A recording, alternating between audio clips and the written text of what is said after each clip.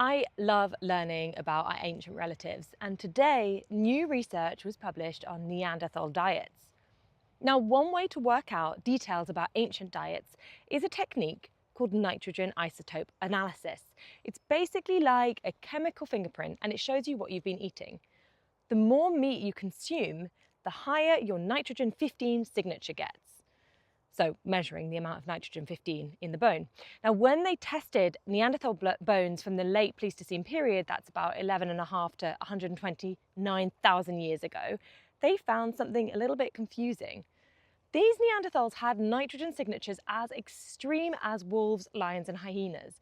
We're talking about animals that are only eating meat all day long. And this led to the popular theory that Neanderthals were basically human carnivores, apex predators living almost entirely on mammoth meat. However, our guts are not carnivore guts. Our intestines are much longer than pure carnivores because it allows us to digest plant material, and our livers can only do so much to process protein. If you tried to eat as much protein as a lion every day, you'd end up getting protein poisoning and die. So, if Neanderthals physically couldn't eat like lions and hyenas, why did their bones suggest that they were? Well, Melanie Beasley had a radical hypothesis. What if Neanderthals weren't just eating meat? What if they were eating maggots? Here's what they did.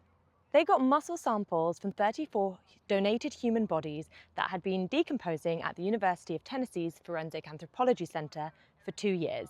They tested both the rotting tissue and the hundreds of fly larvae feeding on it.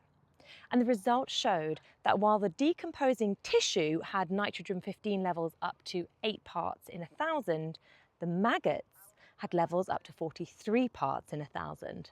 What does this mean though, and why do we care if Neanderthals ate maggots? Well, it tells us something about what Neanderthals were thinking. They were planning ahead. They were developing complex food storage systems and had intricate relationships with their environment. They were solving the exact same fundamental challenge that every human faces, making sure that there is enough food to eat when times get tough. But like all groundbreaking research, this comes with some skepticism. Other scientists have pointed out that we need to test this with actual animals that the Neanderthals would have eaten, like deer, not just human tissue.